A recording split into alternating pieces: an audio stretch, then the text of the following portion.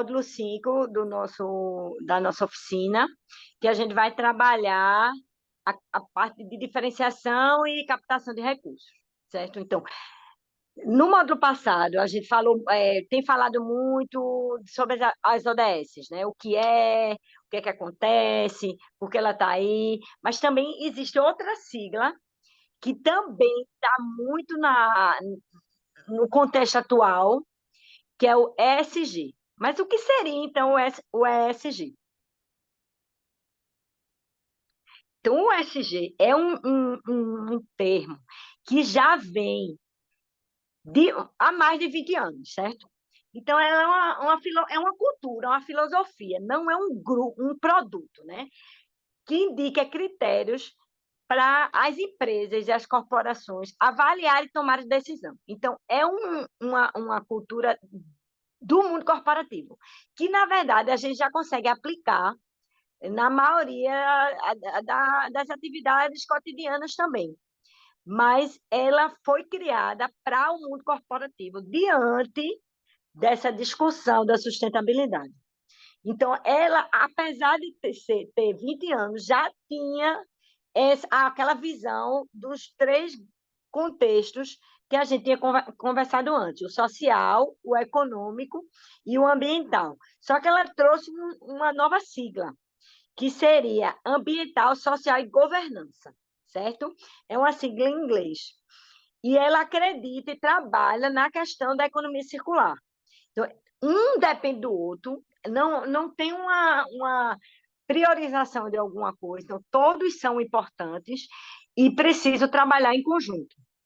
Então, seria social, environment e governance. Então, o que seria, né, cada uma dessas siglas? Então, o E, que é o de ambiente, seria a empresa desenvolver práticas para a conservação do meio ambiente.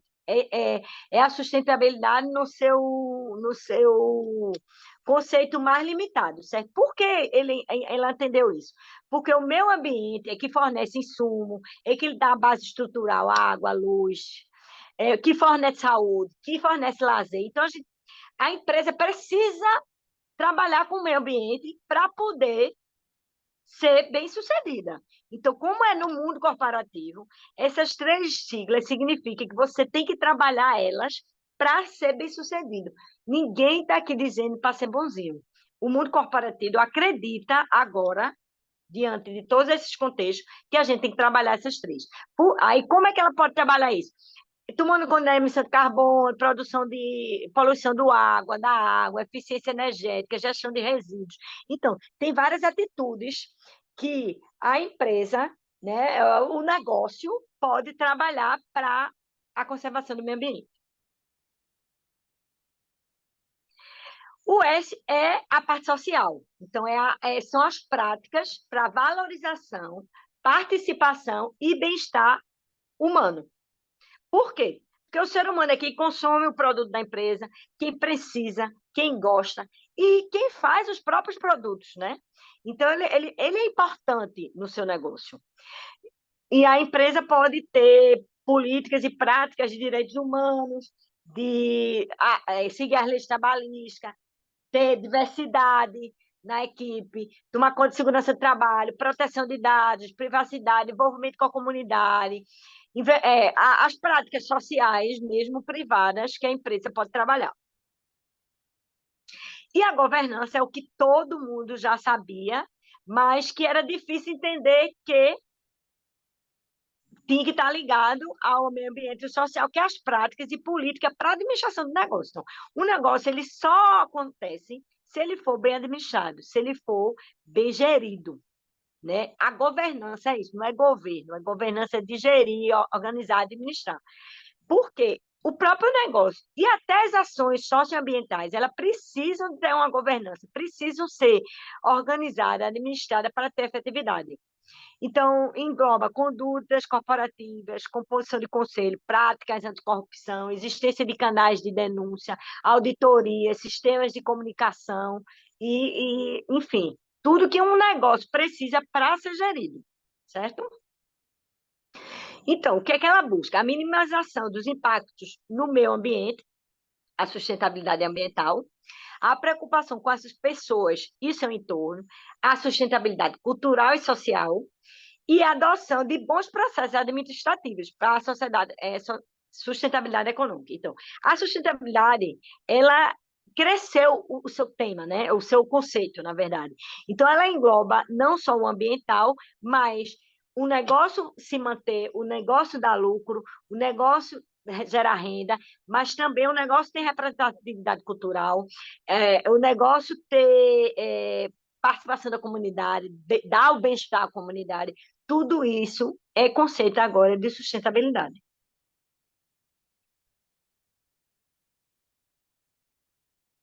Eita, pulou um, eu acho. Então, na língua mais oficial, deixou de haver um modelo de empresa que prioriza a geração de valor para os acionistas, para uma empresa que valoriza gerar valor para os envolvidos. Os envolvidos tanto os acionistas, como os seus funcionários, como os próprios consumidores e a comunidade onde esses consumidores estão inseridos, né? E com isso ele entende, essa cultura, ela entende que há uma interdependência de tudo. Então, tudo que acontece com o seu vizinho vai afetar você. Então, a pandemia, esse tema, já tem há 20 anos, como eu disse, mas a pandemia mostrou muito isso. Então, o que é que aconteceu? Ocorreu um problema mundial, ambiental, social e etc., que acabou interferindo no negócio. Então, empresas que vendiam, que consumiam, que faziam muita coisa, acabou dando problema por causa de um contexto que nada tinha a ver com ela. Na verdade, eles entenderam que tinha a ver. Então, a pandemia mostrou que o que acontece com o seu vizinho, né? Isso é uma frase de Gabriela Reis, numa reportagem da revista HSM, que ela diz que a empresa agora entendeu que o que acontece com o seu vizinho afeta você, certo? Então, volta lá. Ela diz também que é preciso gerar valor para mais gente, aumenta a condição da empresa de superar crises. Por quê? Porque ela aumenta a acessibilidade dos produtos, do serviço, o que é o negócio, o que a empresa trabalha, certo? Então, a ESG é uma cultura que analisa risco para os negócios. Então, a gente tem que prestar atenção no que está acontecendo no mundo para poder desenvolver o nosso negócio. E aí é o grande questionamento. Essa reportagem, depois, se vocês quiserem saber mais sobre ESG, dá uma lidinha. É uma reportagem bastante grande, que trabalha muito, conceitos, etc. E aí, uma das perguntas que ela tenta responder lá é se esse negócio de ESG é moda ou veio para ficar. E aí, Arminio Fraga, que é um influente economista, disse que veio para ficar mesmo, que as pessoas entenderam que o que acontece no meio ambiente afeta, o que acontece com as pessoas afeta o seu negócio. Então, se as pessoas não estiverem bem, o meio ambiente não estiver bem, vai interferir na empresa, mas que é um pensamento que vai demorar, mas que ele veio para ficar mesmo. As empresas estão cada vez mais entendendo que dependem, que precisam trabalhar esses aspectos, umas mais e outras menos, mas que no final das contas eles vão tendo mesmo. E que essa pressão está vindo de fora e de dentro, da própria empresa e dos próprios clientes. Então, é uma coisa que veio para ficar mesmo. Então, ela é uma ferramenta que você pode utilizar para avaliar os riscos da sua empresa, porque se acontecer alguma coisa em determinado contexto desse, o que é que vai interferir na sua empresa? Então, ela virou uma ferramenta que, em vez de você utilizar ela para obter ganhos, você vai utilizar ela para evitar perdas. Que a pandemia mostrou isso. Então, que pode ter contextos inesperados e que estava tudo organizado e você não tem controle mais, e acabou. Então, precisa mesmo se preocupar com isso. E aí, também as ODS ajudam nesse processo, porque ela tem uma linguagem mais comum e apresenta as metas que você pode botar. É uma meta que tem que veio para todo mundo. Então, todo mundo está interessado em fazer isso, certo? E essa cultura ela deve acontecer de dentro para fora. Não é o consumidor que vai exigir, não. É uma coisa que você tem que saber que se você não vai trabalhar, pode ter consequências futuras. E para isso você pode criar, por exemplo, a parte de sustentabilidade, grandes empresas, a área de sustentabilidade, ou pequenos negócios, se preocupar com essa parte de sustentabilidade no sentido amplo, tá? O econômico, social, cultural, ambiental. Essa área de sustentabilidade, né, ela tem que ser institucional, ela tem que estar integrada ao seu negócio, certo? Ela tem que influenciar todo o seu processo, não tem que ter barreiras, ela tem que ser uma meta clara, coletiva e, ao mesmo tempo, individual, e tem que ter indicadores de monitoramento. Então, você tem que se preocupar com a parte de sustentabilidade. Eu sei que ainda é difícil, é caro, enfim, tem várias coisas que impedem da pessoa se manter na sustentabilidade. Você não precisa ser um negócio totalmente sustentável, nunca vai ser. Você vai tem aspecto sustentável. Então, quanto mais a área sustentável você trabalhará melhor. Só que essa parte sustentável tem que ser inserida dentro da cultura do seu negócio, certo? Ela tem que estar institucionalizada e tem que ser monitorada, certo? E aí a gente acaba a parte De de. sustentabilidade, né? Deixa eu só falar uma coisinha também sobre isso de sustentabilidade, meninas. Dois processos, né? Que eu não sei se vocês conhecem. Um é o sistema B, que ele é um sistema que são as empresas que conseguem um certificado. Hoje a gente tem um selo que ele avalia e ele potencializa empresas que seguem esses pilares do SG, né? Então, as empresas B são negócios que têm todo esse equilíbrio de propósito, que pensam em impacto. Então, qualquer empresa de qualquer porte pode solicitar esse selo, né? Um questionário enorme, onde você vai passar por algumas avaliações e eles vão avaliar todos esses pilares do SG. Um exemplo de empresa brasileira que tem o selo do Sistema B é a Natura, né? Então, a gente tem aí empresas que estão buscando esse selo justamente para ganhar força e a ganhar valor de mercado também. Então, assim, isso que Rê falou de que as empresas realmente vão olhar, elas vão olhar agora porque vão afetar diretamente no bolso delas, né? Então, para vocês abrirem mercado financeiro, por exemplo, para terem esses investimentos de fora, a empresa precisa ser certificada e precisa olhar para esse lado também, né? Então, hoje as grandes empresas, principalmente eu falei aqui muito sobre a área da moda, ter essa preocupação, porque é uma das indústrias que mais poluem hoje no mundo, elas precisam estar atentas a isso. Hoje a Farm, ela tem uma rede de sustentabilidade, então as grandes empresas, elas de fato estão olhando para isso, porque elas precisam disso para se manter financeiramente viáveis no mercado também. E o outro ponto também, que aí eu acho que vai uma dica mais para a Fabi, que quer coisas de impacto, tal, tal, tal, é uma ONG que existe chamada Instituto Lixo Zero, que ela visa também justamente promover capacitações, ela cria embaixadores, com esse foco de que todos os projetos tenham esse. O objetivo é chegar no lixo zero, isso que você falou, né? Quase impossível a gente fazer uma gestão de resíduos grande, onde que a gente reaproveite, eu recicle tudo, mas a ideia é chegar próximo desse indicador.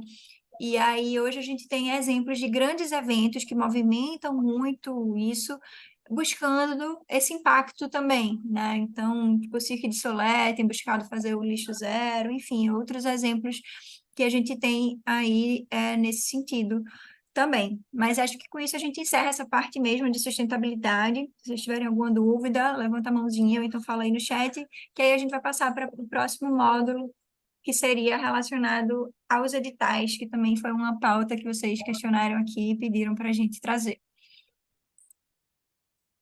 Acho que pode, né? Então, terminando e voltando um pouco para a parte de sustentabilidade, é a sustentabilidade econômica, né? Então, como conseguir recursos para iniciar o negócio, continuar a divulgar, né? Então, a gente precisa de recurso financeiro para que o negócio comece.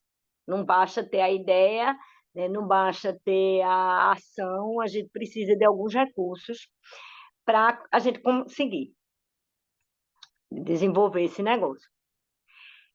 Aí, para essa captação de recursos, existem os meios tradicionais, certo? Os recursos próprios que a gente pega, o que a gente juntou e abre o negócio, os empréstimos que a gente consegue, né, quando o MEI, quando... E sócios, então você tem a ideia, tem a ação, mas não tem o dinheiro. Então, você cria alguma pessoa que vai dar, em contrapartida, recursos financeiros para ser sócio. E tem os chamados editais, que é o que a gente, na área de pesquisa, por incrível que pareça, estamos na luta também para conseguir. Então, a gente, na universidade, por exemplo, ela tem recursos limitados, a gente tem aqueles recursos básicos, mas a gente, para desenvolver algumas pesquisas, a gente precisa de mais recursos e ver outras pessoas que não estão dentro da universidade, que precisam receber para desenvolver. Não dá para a gente estar sempre trabalhando só voluntariamente, né? Então, é, eu tenho como opção para vocês que estão começando um negócio ou que já têm um negócio e querem expandir ou divulgar, enfim, movimentar os editais. Então, o que é edital, na verdade? É um documento que tem escrito algumas coisas, algumas leis, algumas definições, algumas determinações, algumas ordens oficial que são divulgados e afixados em lugares públicos ou anunciados em imprensa oficial. Então, ele é divulgado, ele é exposto para a comunidade como um todo, que pode ser tanto para prêmios, para concursos, para projetos culturais, são editais de lei de incentivo, e que, no caso do que eu estou falando agora, ele vai patrocinar ações na área. Geralmente, como a gente está trabalhando na área de economia criativa, na área de economia criativa. Então, na verdade, uma grande proposta, né? uma grande, um documento que oficializa que determinadas instituições querem patrocinar atividades no caso da gente, da economia criativa, certo?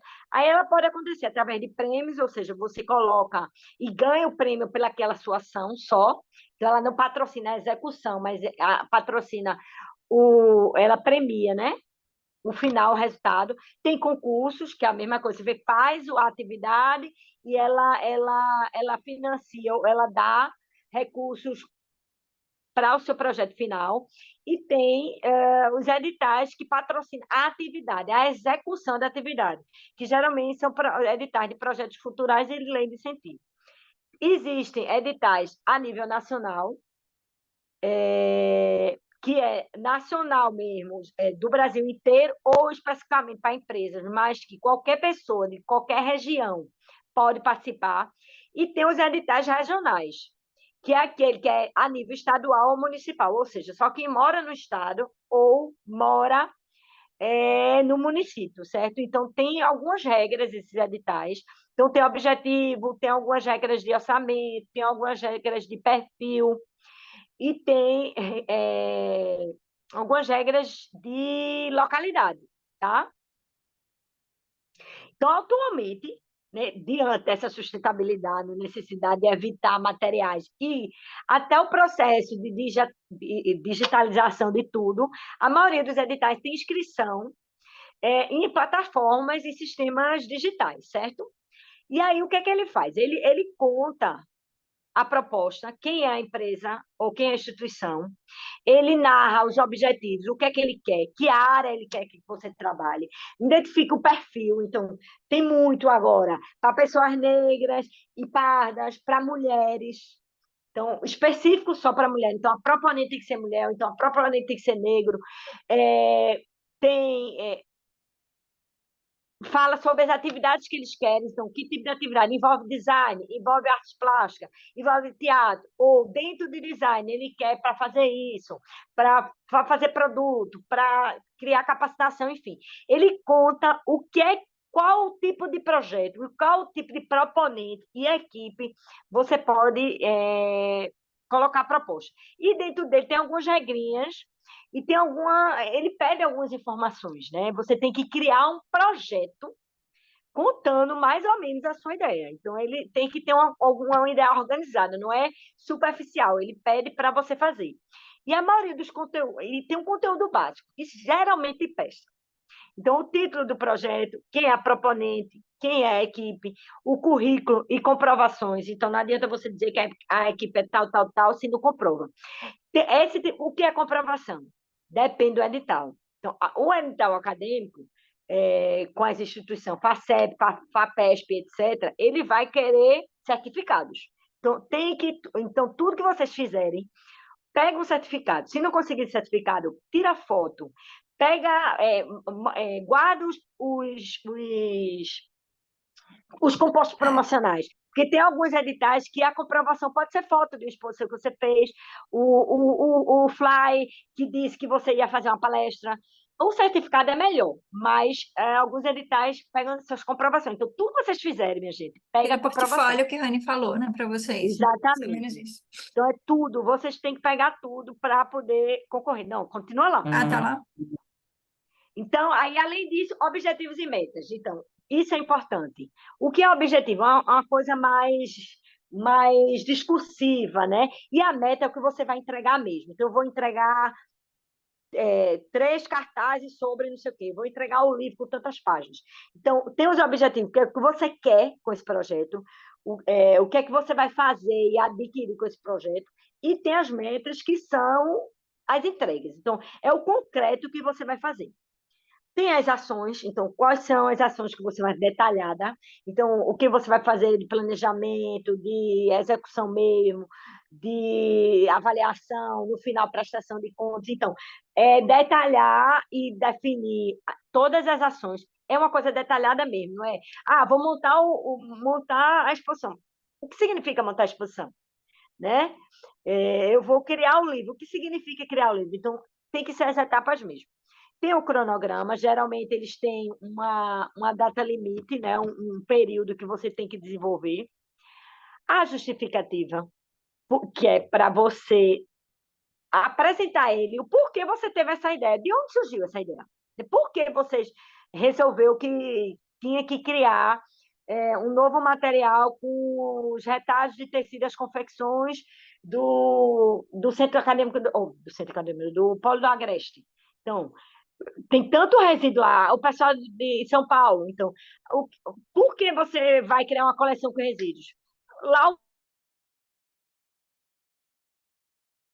jogados no lixo, no chão, que você pode pegar lá. O que é que fazer com isso? Aí você justifica. É importantíssimo, porque algumas vezes a pessoa olha, não gostei muito não, mas quando você dá esses dados, ele diz, realmente, como é que eu não vou aprovar um projeto desse? Então, ele ajuda as pessoas a aprovar o projeto. Uma das coisas que tem pedido muito nos editais, o acadêmico é tão descarado que manda a gente clicar, são os benefícios. O que é que esse projeto vai trazer de benefício para a economia, para a sociedade, para a cultura, para a política, para a cadeia produtiva de determinadas coisas? Então, quem dá de artes visuais, o que é que esse projeto vai ajudar essa cadeia produtiva? Quem é, eu não me lembro, de design, esqueci, tu dissesse o que é a remuneração, mas, enfim, da sua cadeia, do seu mercado. Então, o seu mercado, o que é que seu projeto vai ajudar esse mercado? E, como eu estava dizendo, os editais, principalmente os acadêmicos, mandam você clicar qual é a ODS que você vai trabalhar nesse seu projeto. Então, a consciência desses ODS está sendo muito importante. Então, você clica mesmo. Então, o da Petrobras, por exemplo, depois eu vou dizer, teve um grande edital da Petrobras com recursos imensos. Na hora que a gente foi fazer a inscrição, vai para que ODS? Então, deu muito mais trabalho, a gente acabou não dando tempo de colocar o projeto no edital, porque tudo a gente tinha que vincular ao ODS. E a gente tinha montado um projeto sem citou as ODS, mas não era vinculado às ODS. Então, e a gente às vezes só descobre na hora de for fazer, viu? Para fazer a inscrição. E duas coisas que têm entrado bastante nos projetos. Uma é a divulgação e a promoção. Então, como é que esse seu projeto vai ser do conhecimento público. Fora a instituição que está financiando seu projeto, como é que você vai divulgar e promover esse seu processo, né? Seu projeto. Então, você tem que ter um planejamento de divulgação e promoção. E outra é a acessibilidade. Então, além da... Não tem sustentabilidade aí, não? Embaixo, será que cortou, hein? Então, a acessibilidade. A acessibilidade, a inclusão, realmente. Não só através da divulgação e promoção, que também é um aspecto de acessibilidade, porque quando você divulga, principalmente resultados, processos, no caso da gente, essas aulas, então, quem se inscreveu está participando, mas quem não se inscreveu depois, ele pode ter acesso, né, às aulas, à discussão, o que é que aconteceu. Mas também a inclusão de minorias, que a gente já sabe que não é minorias de quantidade, mas minorias de benefícios. Então, a inclusão de indígenas, quilombolas, pessoas com deficiência, idosos, mulheres, trans, enfim, esse tipo de acessibilidade para as pessoas que não têm privilégio, não são a maioria que recebe os benefícios, está sendo muito cobrado. Antigamente, a gente botava no próprio projeto, nas etapas, e agora eles botam um ícone para você dizer qual é a parte dessa, o que é que tem de acessibilidade no seu processo. E, geralmente, esse conta como ponto extra.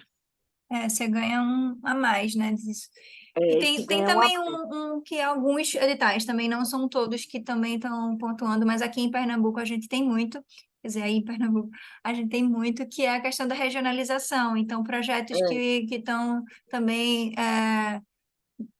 sendo inseridos, né, no interior, em outras zonas do Agreste, enfim, eles também ganham ponto extra, né, na hora de premiar, justamente para ter essa questão da descentralização dos recursos, né? Então, isso é um ponto bem importante dos editais. Acessibilidade para não ficar concentrada nas capitais.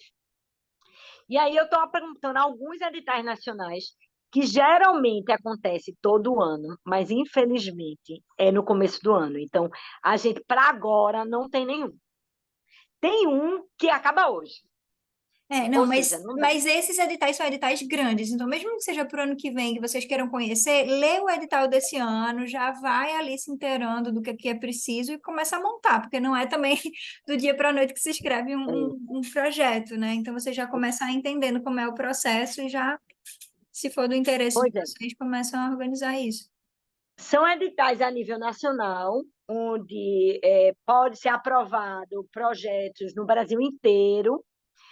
Cada um tem um objetivo, cada um tem um foco, então precisa ser lido para entender.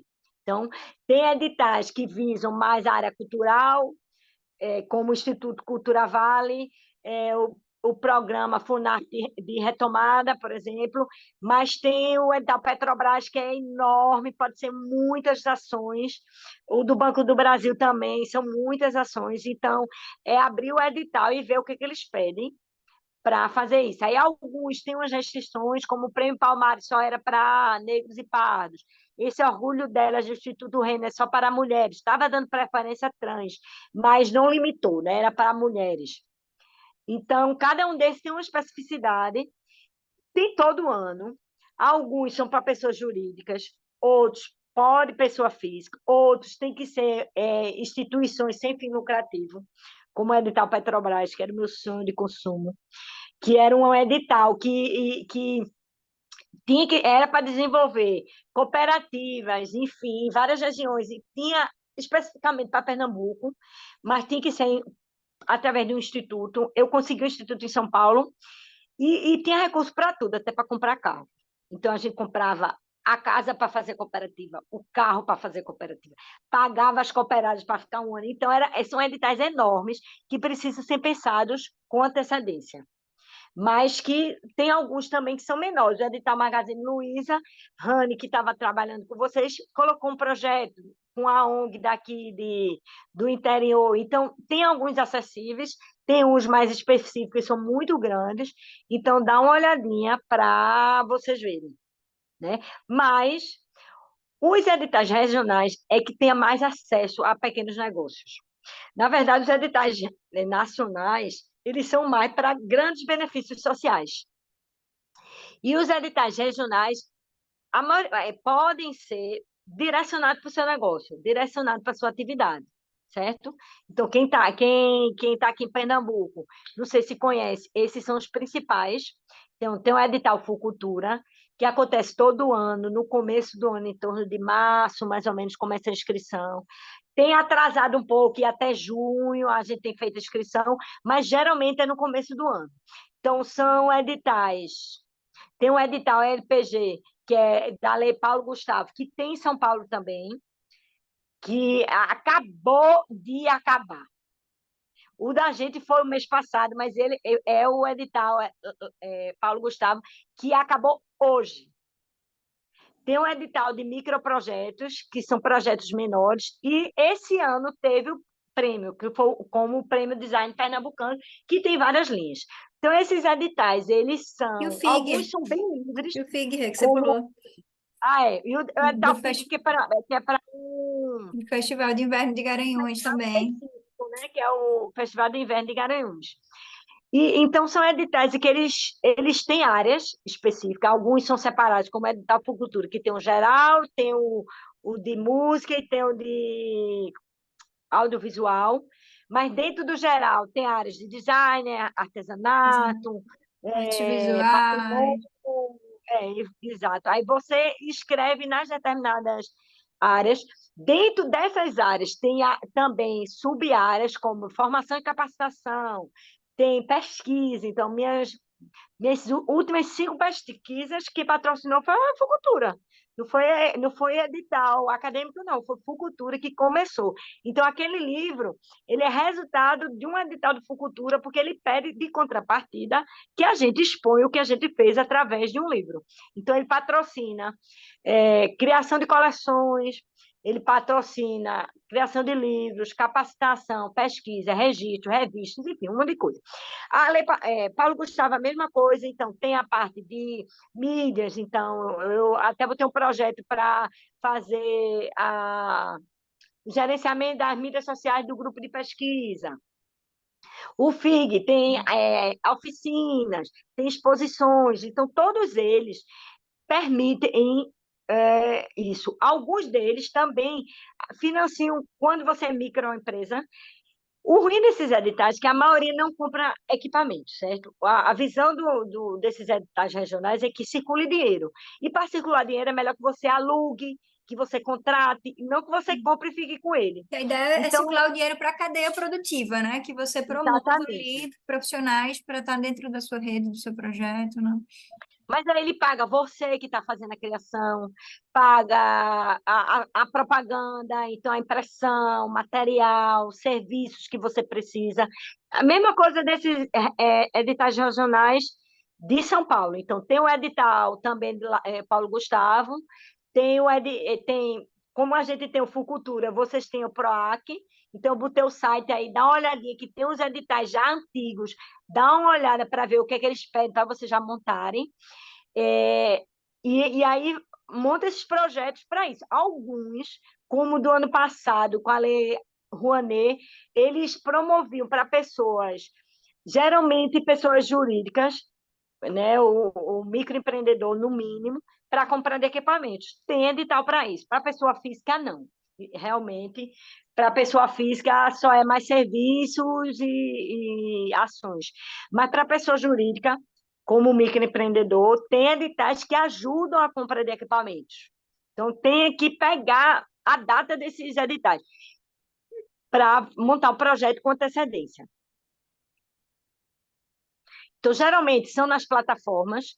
Essa plataforma Prosa é uma plataforma que você se cadastra. Você, na verdade, você se cadastra nas plataformas e depois clica no edital e faz o cadastro da proposta. Essa plataforma Prosa é uma plataforma bem interessante, porque você faz um cadastro e ela fica lhe avisando de projetos.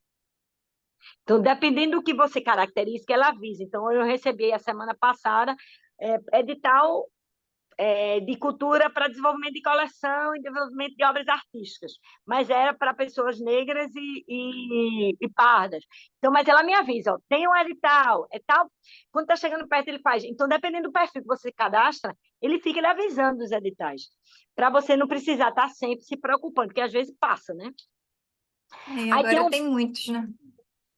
tem um site do próprio governo federal, né, da área de cultura, tem um site do Ministério da Cultura, que também está cadastrando os editais que estão fazendo, então tem sempre procura lá, né? Tem esse site aí, que não de instituição governamental, mas é editalsculturais.com.br, que tem editais lá, a pessoa se cadastra para fazer divulgação. Então, quando você bota editais culturais, aí primeiro que entra ele, você entra lá e tem editais que a instituição cadastrou, deve ser pago, enfim. A pessoa paga para fazer divulgação aí, porque quando você bota edital, abre logo ele, né? E aí tem o edital, ensina lá. Especificamente para Pernambuco, tem o portal da Cultura PE, que tem os editais. E em São Paulo também tem. Então, www.cultura.sp.gov.br ou PE. Então, todos os estados têm agora essa área em que os governos eles colocam os editais nacionais ou locais, Regionais, né, né? regionais, que você clica lá e faz. Então, como vai ficar gravado e pode ser que alguém assista aqui que não seja de São Paulo, nem de Recife, procura seguir também as redes sociais da Secretaria de Cultura ou da Secretaria de Economia Criativa da tua regional, né? Porque aí normalmente eles avisam por lá os editais, estão sempre comunicando. E aí tem os outros lados também, que eu não sei se você falou aqui, você falou mais das plataformas, né? Então, e aí tem o outro lado também, isso aqui para você escrever o projeto, e tem outro lado também que eu acabo trabalhando mais também, que é como avaliador. Também é uma área para vocês que são da área de economia criativa, que é julgar esses projetos que vão receber esses incentivos ou não. Então, já cansei de ler projeto de Renata, já sei o currículo decorado, porque a gente avalia isso. Então, cabe ao avaliador desses editais ter um currículo compatível com a área. Então, por exemplo, na área de design, design e moda, artes visuais, artesanato, teatro, literatura, todas as áreas de economia criativa têm esse perfil. E eles buscam profissionais que sejam capacitados, que tenham formação e que tenham experiência na área para avaliar isso.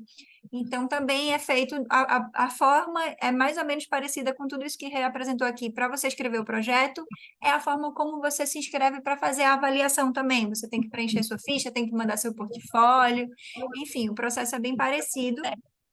E você também é remunerado por isso. Rebeca, Oi, Fabi. uma, uma dúvida nessa área de avaliador. É, no caso, a pessoa que está submetendo o projeto, que te aciona para avaliar o projeto dela, ou o próprio edital, por exemplo, o próprio governo, que você se inscreve para avaliar, ser um É o representante do governo, no governo. caso. É o governo, você Ah, não tem, é É, separado. Então, quem faz inscrição de projeto não pode eu não avaliar posso, nenhum. por exemplo, se eu agora estou avaliando os do Fucultura, e aí eu não posso ter nenhum projeto inscrito lá, eu não escrevi nenhum, não estou na equipe de ninguém, então, assim, eu não posso estar dentro de equipe nenhuma para poder avaliar. Normalmente, quem é chamado para os avaliadores, assim, normalmente é a nível nacional, porque eles dão justamente essa preferência por pessoas que sejam de outras regiões, né? Então, recentemente eu fiz o de Brasília, Distrito Federal, então, para eles é interessante que tenham outros profissionais, porque a possibilidade de conhecimento de alguém é mínima, né? Eu não vou conhecer um produtor cultural do Distrito Federal, então fica mais criteriosa essa análise também. E aí a gente é contratado pelas secretarias, digamos assim, né? Pelas secretarias de cultura, então é um processo também de edital, como se fosse uma espécie de concurso mesmo, né? Que eles fazem. E também é uma área para ser pensada, né? Para vocês terem essa ideia em relação ao edital, entendi, E entendeu? aí você escreve ou entendi, em um ou em entendi. outro, certo? É, aí a gente está terminando, então o último conselho que eu digo em relação ao edital é que leiam o edital antes, vejam o que eles pedem e façam a inscrição com antecedência. Por quê? Às vezes, tem no edital que ele vai cobrar tal e tal coisa. Quando chega lá na hora de se inscrever, ele pede mais coisa. Então, você tem que ter tempo para escrever.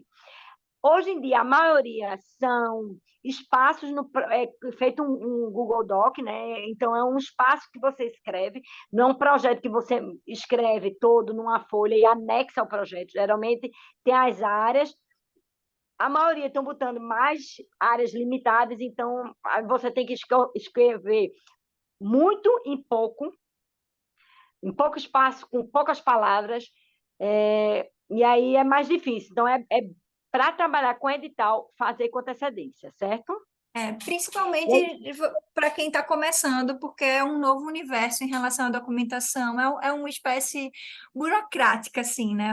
E aí acaba sendo limitante também, né? Eles até tentam fazer uma forma acessível, tem alguns editais que permitem que o proponente ele grave áudios, né? Grave vídeos para falar sobre o projeto, porque tudo é por escrito, então tem que ter ali um domínio, né, de software, um domínio de armazenar arquivo. Então tem muita gente que faz a contratação também de agências produtoras culturais, né? Então, assim, tipo, eu posso ter minha ideia maravilhosa, não sei escrever meu projeto.